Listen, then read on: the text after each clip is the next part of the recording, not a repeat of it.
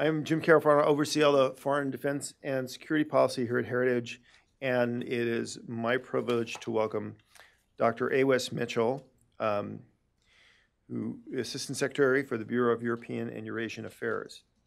He is responsible for diplomatic relations with 50 countries in Europe and Eurasia, and with NATO, the EU, and the OSCE. Prior to joining the State Department, Dr. Mitchell spent 12 years at the Center for European Policy Analysis, a think tank dedicated to the study of Central Europe.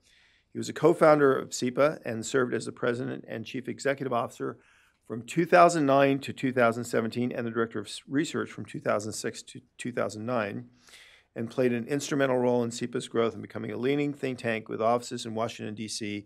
and Warsaw, Poland. And I must say, one of the great partner institutions that we love to work with here in Washington, D.C. He is the author of numerous articles and reports on the transatlantic relations and international security. His work has been translated into 10 languages and appeared in major newspapers, including the Washington Post and the National Interests. And he is the co-author of 3 books on geopolitics. So child number 2 was The Unquiet Frontier, A Vulnerable Allies, Rising Rivals, and the Crisis of American Power, which I understand has just been translated into Romanian, so congratulations. And his 3rd book, which was just recently published, on the grand strategy of the Habsburg Empire. He holds a PhD in political science from the Freie University in Berlin, an MA in European Studies from Georgetown University, so he's a Hoya, so that pretty much says it all right there. And a BA in history from Texas Tech University, so he's a Hoya and a Texan. So, which I think are really the only 2 attributes anybody needs to be successful in this world. So with that, please join me in welcoming Dr. Mitchell.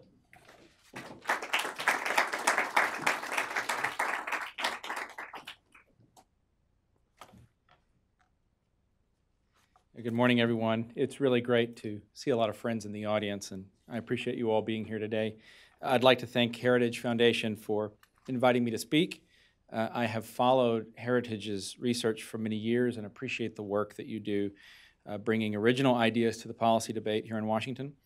I especially want to acknowledge James Carafano and Luke Coffey, Niall Gardner, rest of the team here dealing with Europe and Russia. Keep up the good work.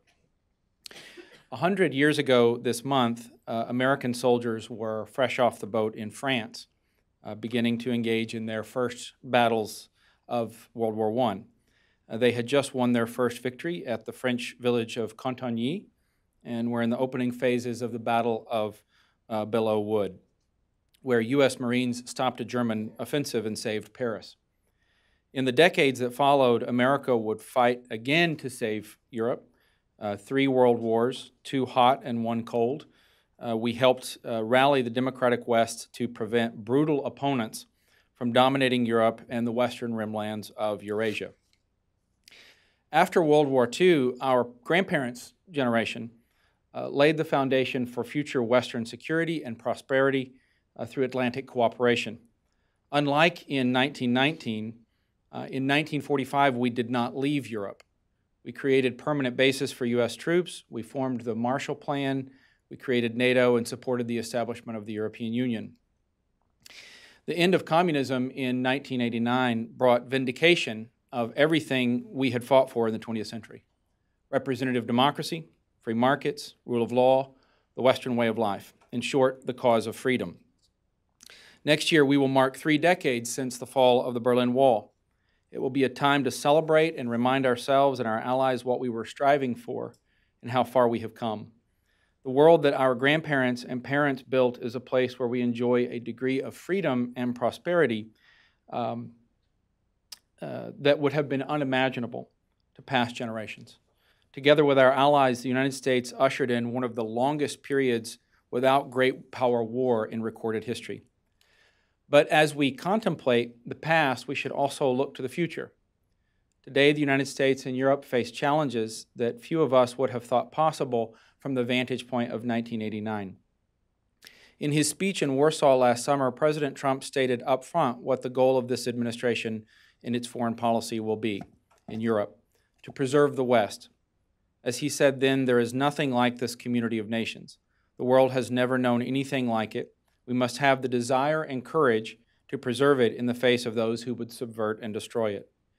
The starting point of the national security strategy and national defense strategy is that we are heading into an era of sustained big power competition for which the West collectively is underprepared. Adapting ourselves for this new era is the central task of U.S. foreign policy today. That task begins at home by making America more prosperous and secure. The President's focus is on rebuilding our defenses by shoring up our depleted armed forces and recapitalizing our nuclear deterrent, on rebuilding our economy by making American businesses more competitive, stimulating investment, restoring manufacturing, and fighting to give American companies a fair playing field in international markets. Since January of last year, nearly 3 million American jobs have been created. The unemployment rate has dropped to its lowest numbers in nearly 2 decades, and job openings have reached 6.6 million, the highest level ever recorded. A strong America is good for Americans, but it is also good for our allies and for the world. American strength is the foundation upon which the world as we know it rests. If that foundation is vulnerable, all that we believe in, all that we ground our strength upon, democracy, markets, deterrence, all of that is vulnerable as well. Preserving the West cannot happen without Europe. America and Europe together are the West and the heart of the free world. Europe is the central pillar of our international alliance system and by far our largest economic relationship with more than $5.5 trillion in annual commerce. Germany today hosts 35,000 U.S. troops, Italy 12,000, the UK maintains a special relationship with the United States, and France is our oldest ally. There is no major foreign policy challenge in which America and Europe can hope to succeed without each other. A strong and free Europe is of vital importance to the United States. Our Europe strategy begins by acknowledging that Europe is once again a theater of serious strategic competition and needs to be treated as such in how we think about our role and mobilize our allies.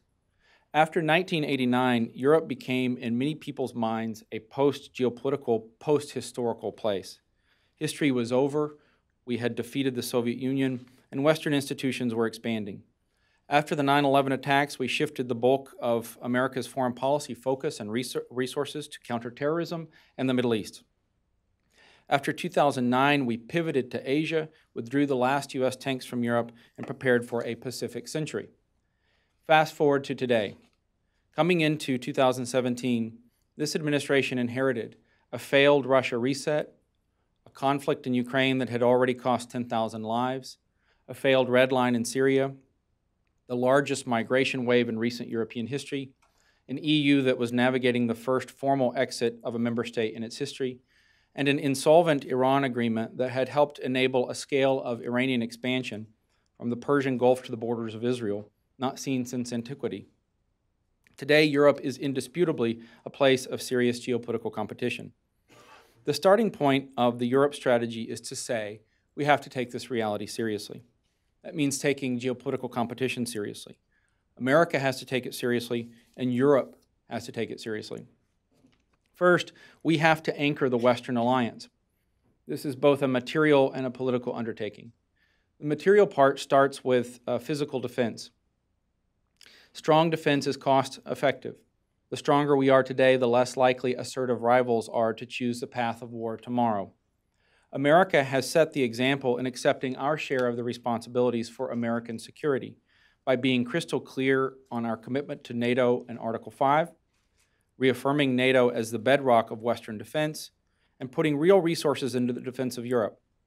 Since January 2017, we have requested more than $11 billion in new funds for the European Deterrence Initiative. In all of these areas, America is accepting and honoring its responsibilities to Europe. But our efforts are incomplete and can even be counterproductive if they are not accompanied by a willingness on the part of European allies to defend their own continent. Europeans cannot expect Americans to care more about their security than they do. We need allies to fulfill their pledges, made at Wales and reiterated at the Brussels leaders meeting, to commit to submit plans for spending 2% of GDP on defense and 20% of budgets on major equipment by 2024. We need our allies to get NATO more squarely into the counterterrorism business and increase CT cooperation between NATO and the EU, to accept a greater burden for operations in Afghanistan, Iraq, Western Balkans, and North Africa, to keep the European Union's pledge to strengthen military mobility. We are making progress. Since January of last year, every member of NATO, save one, has increased defense spending. I will not say which one. In that time, the number of allies that will spend 2% on defense by 2024 has tripled from 5 to 16. The number allocating at least 20% to major equipment has almost doubled from 14 to 24. And the alliance as a whole has increased defense spending by 5.1%, or $14.4 billion, the largest commitment to defense in a generation. In the past year, 26 allies have increased troop contributions to NATO missions, and we have secured $30 billion for the stabilization of Iraq and nearly $6 billion for Afghanistan. But taking competition seriously is not just about burden sharing. It's also about taking responsibility for problems that, if not addressed, will put us all, Europe and America, at a major disadvantage down the road. One of those is Iran. This is a country whose leaders shout death to America and death to Israel. We should take those statements seriously.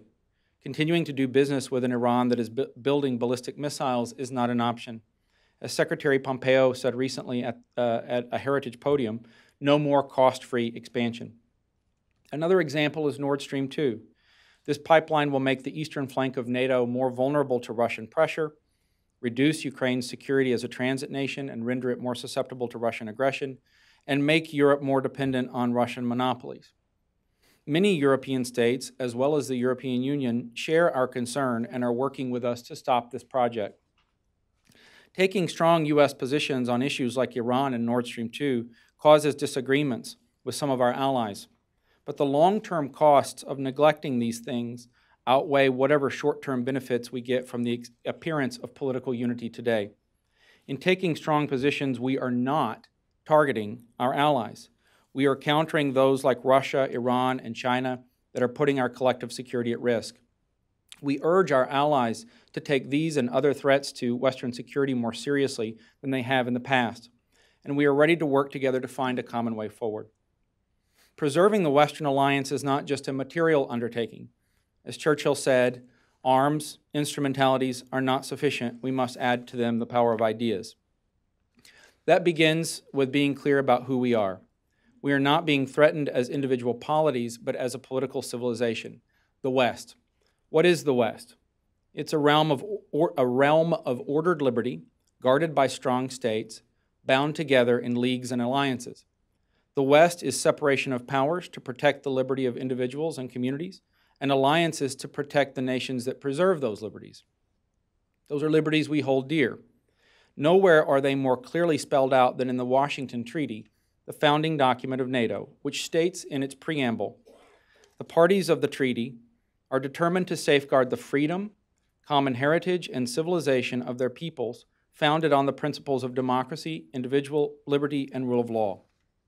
The United States stands for the cause of freedom. It's who we are. America was founded on a constitutional creed that advances liberty, not only for its intrinsic merits, but as something that is intimately tied up in our security as a nation. Today, that cause is being threatened in a way we never could have foreseen after the end of communism in 1989.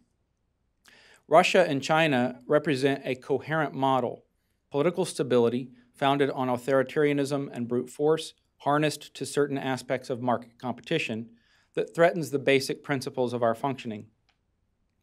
In different ways, Russia and China want to break the West. Moscow wants to splinter and shatter it, Beijing to supplant it. To counter that, we have to be clear that we stand for strong democracy as the foundation of our security and prosperity.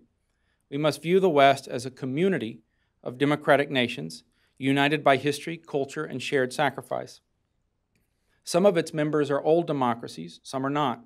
Some are members of the EU or NATO, some are not. Some are weak, some are strong, some are geographically insulated, some are exposed.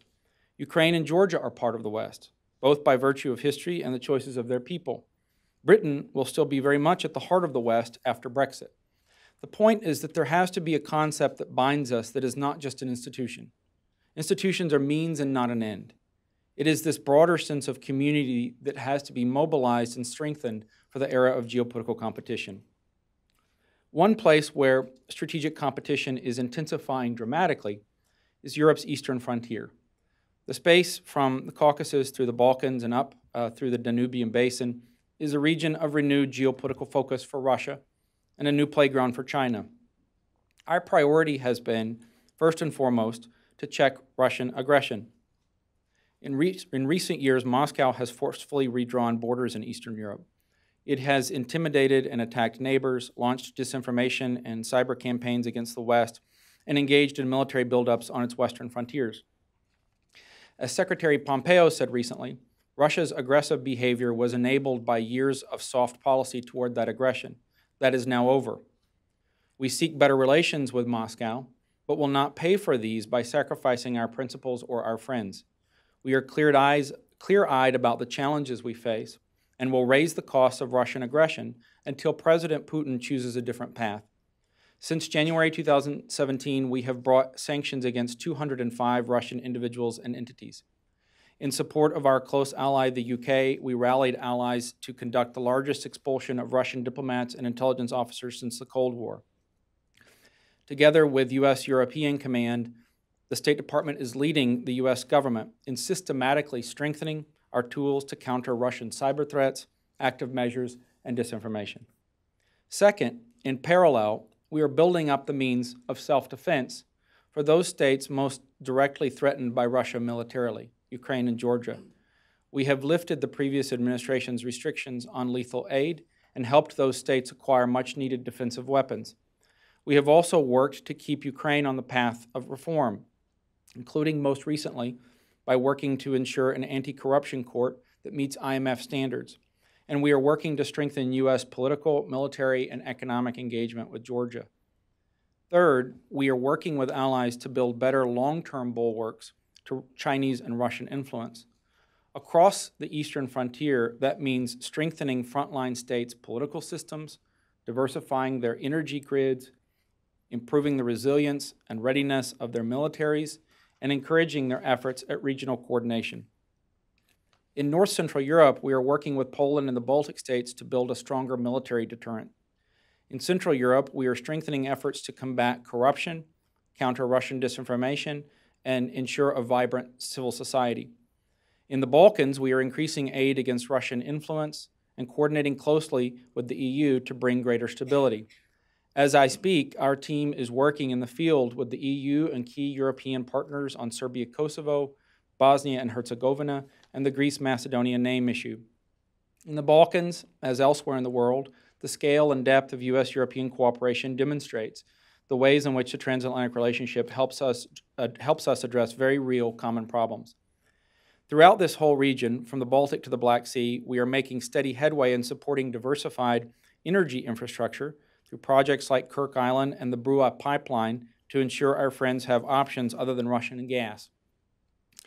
And fourth, we are working to engage with vulnerable states on the eastern frontier of NATO and the EU that face growing pressure from Russia and enticements from China. As outlined in the National Security Strategy, our main task here is to compete for positive influence. Unlike in the past, countries on the frontier have options. There's Russian pressure, but also Chinese money.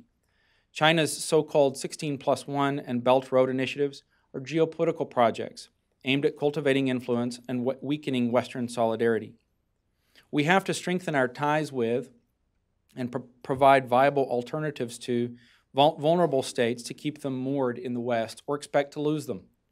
Criticism alone is not a strategy. Criticism bereft of engagement is a recipe for estrangement. Engagement is not just diplomatic, it is also about winning hearts and minds of publics for whom the memory of 1989 and NATO enlargement is increasingly distant. Engagement does not mean indifference to our own principles of liberty.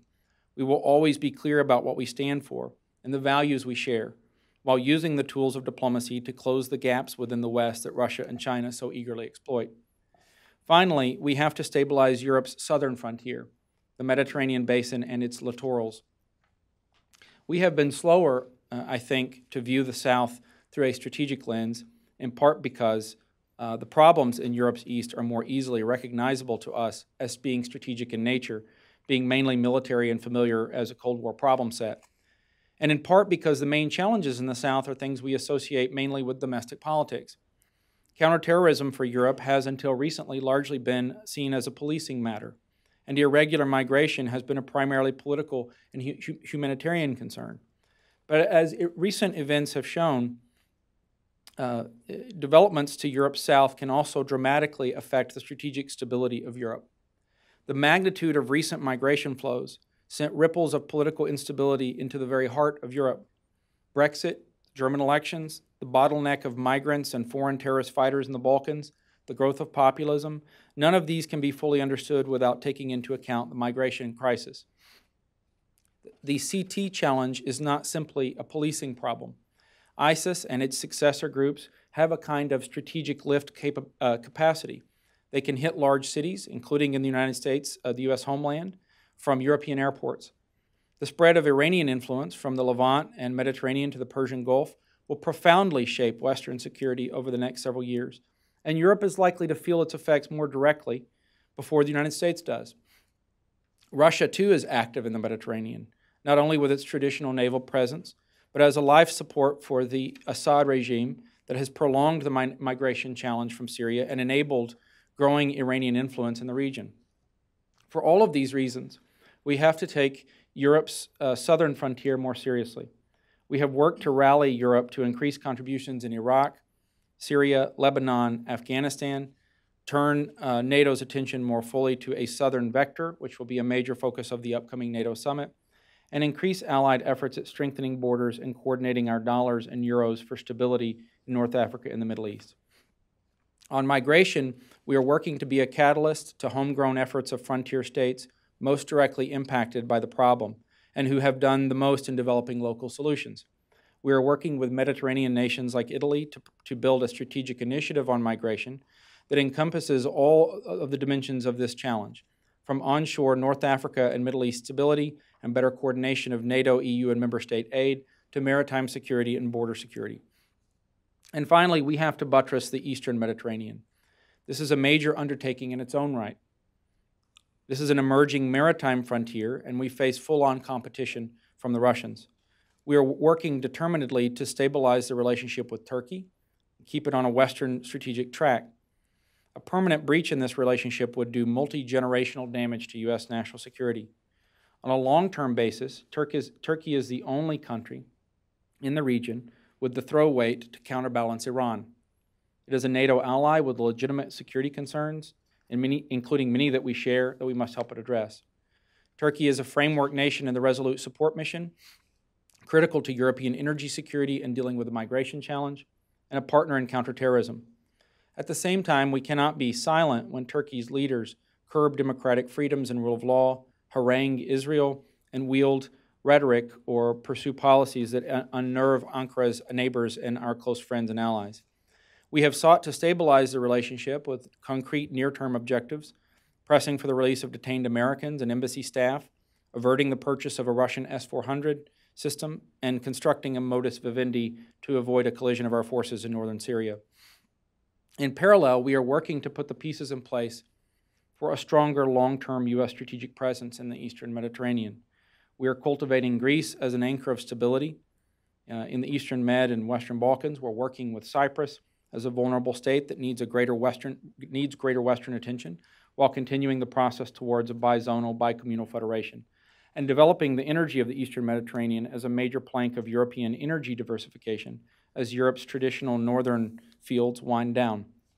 In all of these areas, anchoring the Western alliance, securing the eastern frontier, stabilizing the South, I see our task as one of strategic renovation, doing the hard work of shoring up and strengthening the West now so that we don't have to do so later on terms that are less favorable.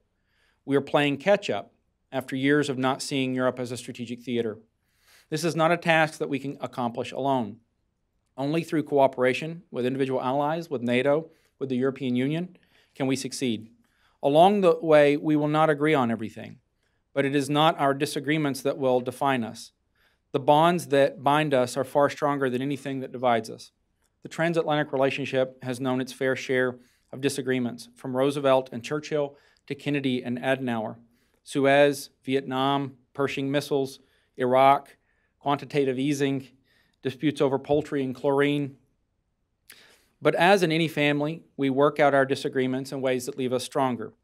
The United States is committed to working with Europe to narrow the gaps between us and arrive at a unified position against common challenges. At the same time, we keep up our work together on CT, Syria, Ukraine, Russia sanctions, DPRK, Venezuela, Western Balkans, and so many other areas.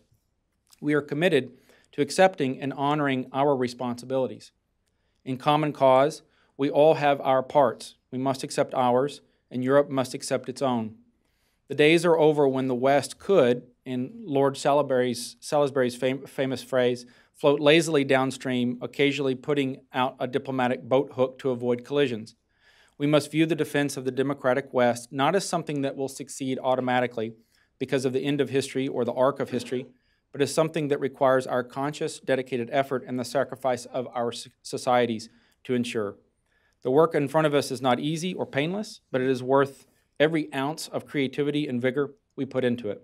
There is nothing more precious to us as societies, more valuable to our long-term economic prosperity, or more necessary for our mutual defense than the bonds of history, culture, commerce, and security that exist between the United States and the countries of Europe. Let us work together to preserve that. Thank you.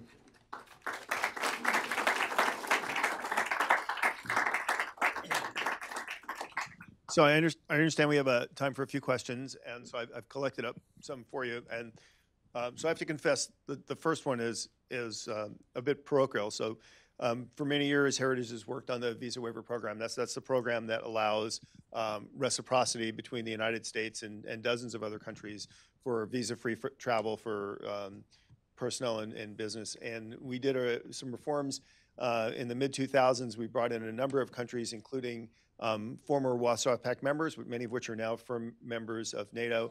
And then there were some changes to the law that kind of brought that process to a stop. And so left out of those are some key American partners, including countries like Poland, Croatia, and Romania. And I know, to be fair, that VWP is that's an interagency process, but it's led by the Department of Homeland Security, which has lead on that. But it is a significant public policy, a public diplomacy issue. It's really not a question of security, since countries that join the visa waiver program actually provide security guarantees that are actually superior to countries where you have to go get a visa. So it's actually a net security benefit to the United States. So, and I know this is an issue that's been talked about. President Obama talked about bringing Poland in the visa waiver program. So I'd be interested if you could share kind of what the state of play is and where the new State Department comes down in expanding participation in visa waiver. Well, thanks for asking that question. I appreciate the work that Heritage has done on highlighting the importance of the visa waiver program, but also engaging a lot of really critical allies that have been standing in line for a while to get into that program. I've worked with some of those countries in the past, and I know how central of an issue this is, particularly on Capitol Hill. Well, I will just say visa waiver program is a very powerful tool. 38 countries are part of this program. Being an effective tool requires us to balance ease of travel with the necessity of security. The requirements for this program are static. They are legislated. I can tell you that we work very closely with allies, including some of the countries that you've mentioned, at a very, very technical level on an ongoing basis to get them where they need to be and to get them over the threshold. I can tell you that that's a commitment. It's something that we take seriously, both with regard to the security aspects of visa waiver program and with regard to engaging diplomatically with allies in that process. We continue at it. I think we've made some progress in recent days, and it'll continue to be a priority.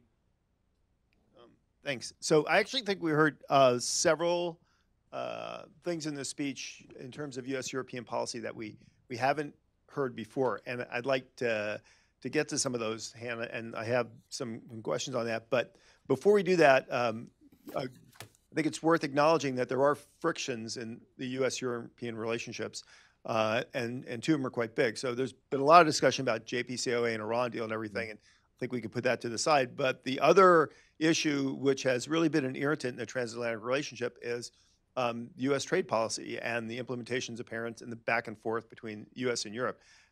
So I kind of like your assessment on that, kind of an explanation of where the U.S. is going in what it thinks it's doing in trade policy, but also how much do you think that this is going to affect the transatlantic relationship and the long list of things that you've laid out that we need to do together. I mean, do you have concerns that the friction is going to slow that process of building the partnership between U.S. and Europeans, particularly when we look and we see kind of all this stuff on Twitter and the comments back and forth that we hear today? Look, it's an important question, and I know that it's attracted a lot of attention lately.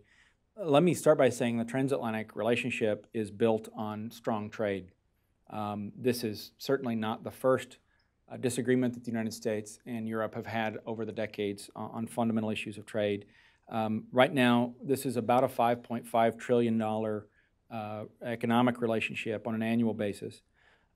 It's a very healthy economic relationship, but the structural imbalances are real, and they need to be dealt with. Our goal has been to promote fair and reciprocal trade. Secretary Ross has been clear that he is open to an alternative means to address 232. We are committed to finding a common way forward to address what really is the real problem, and that is overcapacity that's caused by the People's Republic of China. That's a shared challenge both for the United States and for Europe. We're committed to finding a joint way forward.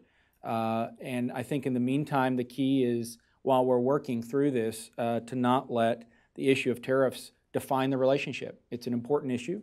As I said, I think the structural balances need to be addressed. We're committed to finding a common place, and I think we will get there. Oh, thanks.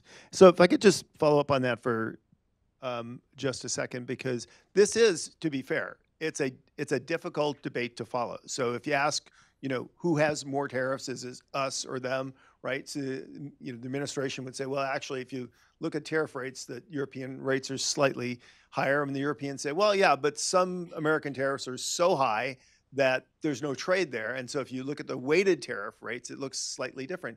So and I think at the end of the day, free traders on both sides of the Atlantic say, well, the real secret sauce here, the real magic is when we get to a place where the United States and Europe are working to reduce both the tariff and non-tariff barriers to actually creating a more free trade transatlantic community. And so let me ask you, so what role will you play in that, and what role will the State Department play in that in trying to move the dialogue beyond, simply what's in the news now on the tariffs, beyond, that TTIP is gone, and so what's next? I mean, how is the State Department going to help move this discussion, this transition? Well, I think obviously this is primarily a USTR and commerce competency. On 232, we have had for a very long time a dialogue now with our European allies about the problem of overcapacity. And this is overwhelmingly a problem that originates in China. I think this is a problem that has gotten steadily worse with time. It's one that affects both Europe and the United States. It's also a problem that's made much more complex by the challenge of transshipments and identifying the source of the problem, and often it goes through Europe as well. Our approach has been to engage with the Europeans on the scope of the challenge, work through a process where we could try to get to a common place. That's obviously an ongoing process. I think Secretary Ross has been clear recently that we're very open to finding alternative means to address 232. But again, USTR and Commerce are the primary owners of this process, and State is primarily in a supporting role.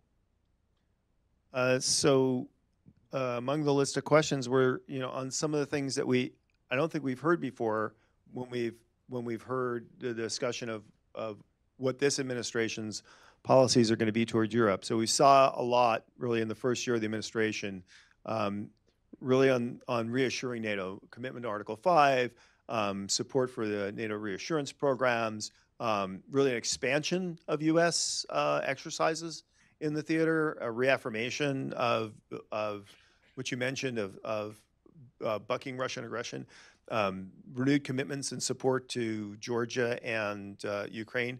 But today, I think we heard some things that were new. This broader conceptualization of the preservation of the West and what we mean by the West. You know, what is a group of community of nations that we're including? This the focus on really of the NATO frontier, and in particular, kind of a discussion of two areas of focus and attention and energy from the State Department administration that we haven't heard about before. I mean, there's been a lot of discussion and focus in the last few years on the northern flank, you know, particularly on the Baltic nations in Lithuania, Latvia, and Estonia, our work with the Nordic partners, and in that part of the NATO front. There's always been a lot of discussion about, obviously, the role of Poland and Czech Republic and Hungary and kind of the center. But what you kind of highlighted today is really something we haven't really heard much of, which is this notion of looking at the southern flank, in particular, emphasis on the Balkans and the Western Balkans in cooperation with American cooperation with the European Union and the Mediterranean, and then of course, you know, they're including the Black Sea. And obviously, pivotal to any of those discussions is the role of Turkey, whose geopolitics kind of put it in the center of all those issues, and this kind of the tensions that have evolved between Turkey and Europe, Turkey and the U.S. And so I was wondering if maybe you could just speak for a few more minutes and unpack this notion of stabilizing this relationship to Turkey, really discussing why it's important, why the administration really feels it's the right option, and some of the specific steps that the U.S. plans on taking. Let me start with the first part of your question on sort of the strategic focus of the administration. The conceptual framework has been in place for some time, and I would refer all of you not only to the President's Warsaw speech, but to the National Security Strategy and the National Defense Strategy. If you haven't read those two documents and you have the time, I would encourage you to do so. The National Security Strategy in particular is not like the national security strategies of pretty much any administration since the end of the Cold War, which have been mainly public communicating tools. It's a very well-developed, comprehensive security framework, strategic framework. Similarly, the National Defense Strategy, and both of these were developed in conjunction with one another. Our Europe strategy is linked to and grew out of the National Security Strategy framework. Also, speeches and comments by Secretary Pompeo, Secretary Mattis, others in the administration. But I do think we can do a better job, certainly at my level, of getting out and engaging on the fundamental question of what is the overarching approach and what is the strategic approach. There's a lot of work that we do on a daily basis with individual European countries, certainly at the level of NATO. Secretary Pompeo was just at the ministerial. We're preparing for the summit. And with the European Union, that just as in any administration doesn't get a lot of attention because there are other things that crowd out the bandwidth. But that's very much the focus. And on the question of Turkey specifically, this is obviously a complicated relationship for the United States. This is a 50-year-old NATO ally. Turkey is a crucial partner for the United States in the Defeat ISIS campaign, counterterrorism, our base at Incirlik, intel sharing, the Geneva process. And for that reason, we have a very well-developed security, political, and military relationship. Turkey has legitimate security concerns. We share some of those concerns. And our approach has been to work together with our Turkish allies to address those concerns. That was a big part of the focus with Foreign Minister Çavuşoğlu's meeting yesterday with Secretary Pompeo. In parallel, we continue to work to address some of the concerns that we have. And at the top of the list is the detention and conviction of American citizens in Turkey. Pastor Brunson, NASA scientist Serkan Golge, several of our locally employed staff who have been unjustly detained. And we can't be quiet about those issues. They're all things that have gotten worse in the period since the attempted coup and the state of emergency. And while we're working on those, there's also the matter of S-400. And if Turkey moves forward with the purchase of S-400, we've been very clear, as under the auspices of the CATSA legislation, what the U.S. response will be. So it's a balancing act. We have to balance the need to engage with Turkey as a critical ally, with the need to address our concerns about American citizens, but human rights and democracy more broadly. But in all of that, I think the goal has to be on keeping Turkey pointed towards a Western future, both politically and strategically. And all you have to do is look at a map to see why that is so crucial from a geostrategic standpoint, but also from the standpoint of Turkey's people, the people of Turkey. So those are two very important aspects of the relationship that we continue to balance. Thanks. So there's a couple of more specific issues on the U.S.-Turkish relationship, if we could just delve into those. And one is, I don't know if you can comment on more, but among the sensitive bilateral security issues, one was the S-400. You addressed that. Thanks. The other one is people raising concern about the sale of the U.S. F-35. So is there a policy on that, or are there any changes in that policy? So we have been clear to the Turkish officials in all of our engagements with them that if they decide to move forward with an S-400 purchase, there will be consequences. One of those consequences is spelled out pretty clearly in Section 231 of the CATSA legislation, and I don't need to elaborate on that. Our position continues to be we will abide by the law. The matter of F-35, Turkey is a member in good standing of the coalition of countries who are involved in the F-35 project. Congress has taken up that matter right now.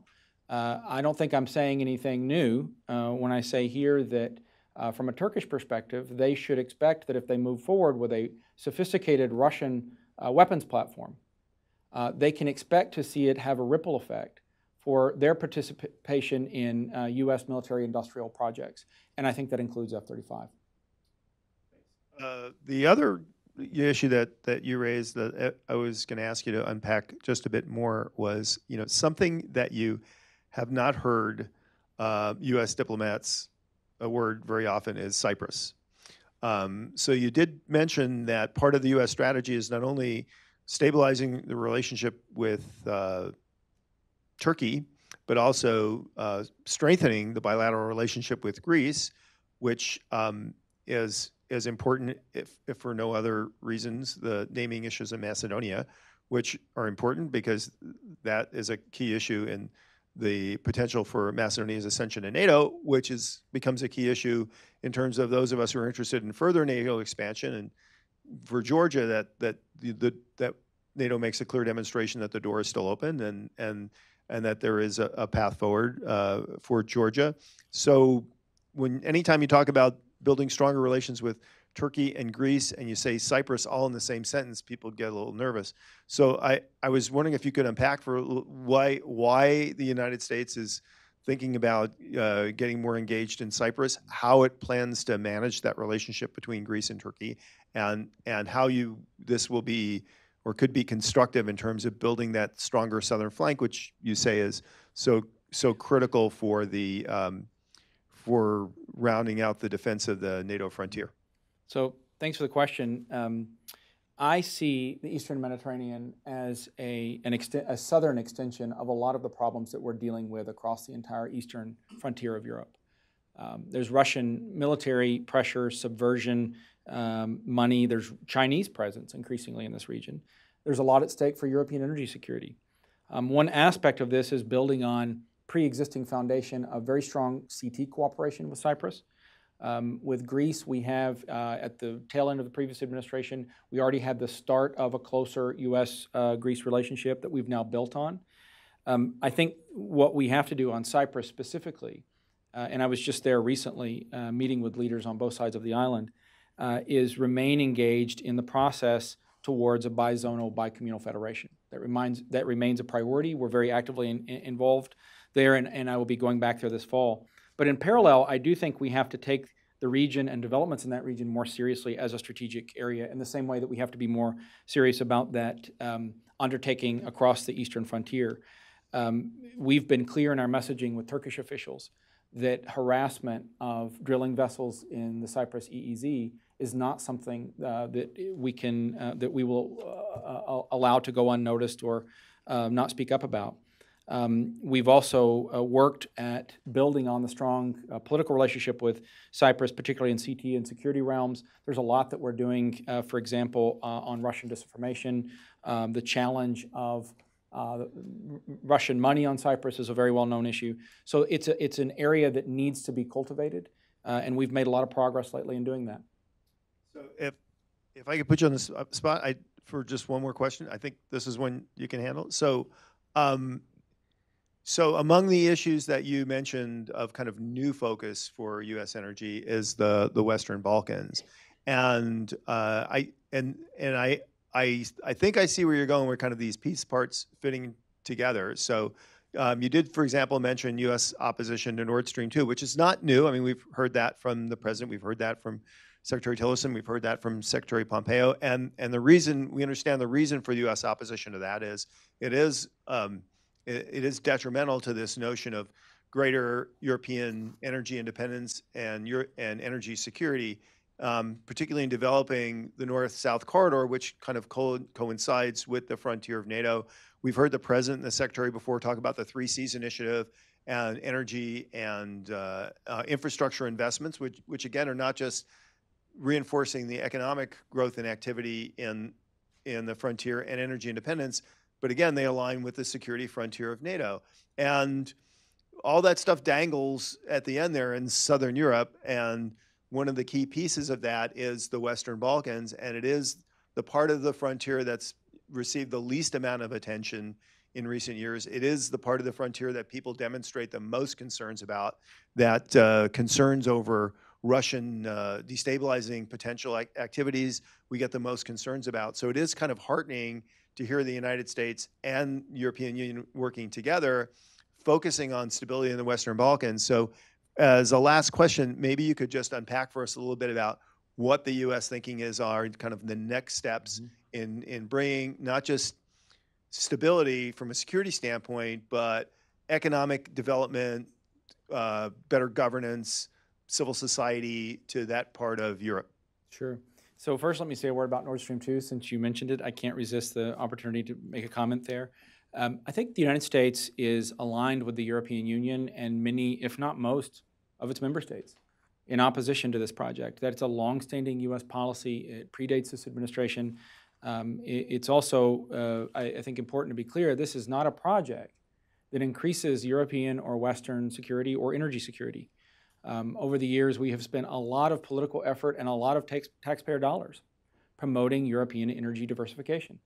We've worked at that for years in Central and Eastern Europe, promoting pipelines, alternative sources of energy, alternative routes of energy, with the central objective being to lessen Europe's overall pattern of dependency on Russian energy supply.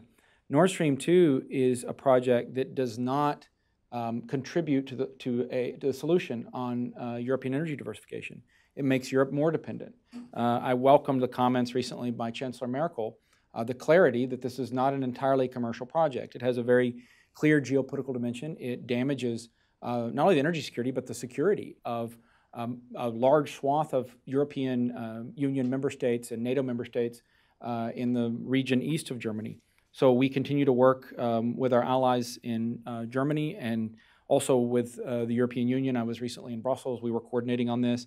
And our line continues to be that we want to see the European Union deal with this problem using its own perfectly serviceable tools. And that EU gas directive is the most direct means by which to address this. The European Union has perfectly serviceable mechanisms for dealing with things like this. We saw with South Stream, for example. And there is a very large number of countries, I would argue probably a plurality of EU member states, who do not want this project to move forward. On Western Balkans, it's been very much a focus for me. Recently, I was in Serbia, Kosovo, and Macedonia. This is a region where I think the West lost focus for some period of time.